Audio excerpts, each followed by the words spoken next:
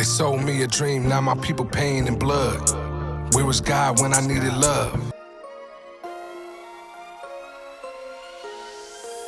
Me and Young T.O. linked up, I say a few months before the end of 2019, late August 2019.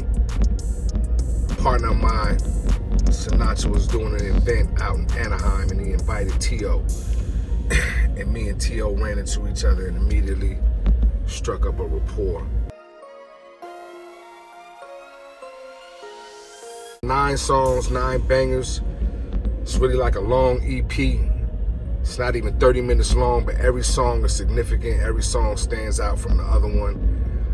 It's significant in its nature because for me, it's the only project that I know of a veteran that's been in the rap game 20 plus years, linking up with a younger artist, a newer artist. Young T.O. emerged on the scene around 2015, 16, I believe. His group, SOBRBE, numerous hit records. He's had hit records solo as well. And so we decided to do a project together, man. He hit me like, yo, big bro, let's do a project. And I was with it out the gate. He's super talented, you know, lyrical. He could spit, you know what I mean? And he could do melodies, and sky's the limit for the young man, and I'm happy to be a part of his journey. And if I had to pick one right now, it's How It Happened.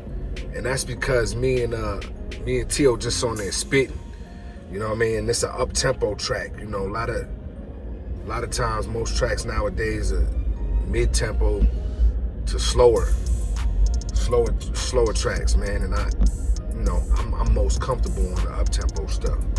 And so he's nimble enough to get on there with me, man. A lot of cats can't keep up with me on that fast shit. And I'm not talking about a slow beat rapping fast. I'm talking about an up-tempo beat and staying on tempo. And we knocked that out. That was fire. But I got a few, man. I got a few. Every day it's a different one, man. You know what I mean? It might be mobbing tomorrow. It might be wet, depending on the mood I'm in after that. So the whole album is solid, back-to-back bangers. You will not be disappointed. I feel like it needs to happen a lot more than it already is. I don't think it happens enough.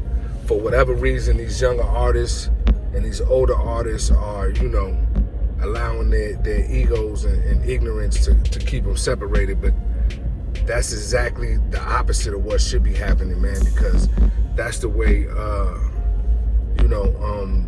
that's the way we keep the shit authentic and we keep it ours, by the older generation and the younger generation clicking up together. And so much information and wisdom and knowledge can be passed down, man. Case in point, every time I see Chuck D, he's always dropping wisdom, and he feels like that's his duty to do that. And he's been doing that as an elder statesman in hip hop since the first time I met him, and I was back, you know, when Tupac was a roadie and a dancer for Digital Underground, and we got a chance to go see him perform, and Public Enemy was the headliner. And even back then, Public Enemy, and more specifically Chuck D, was about sharing wisdom to the younger generation. So it needs to happen a lot more, man.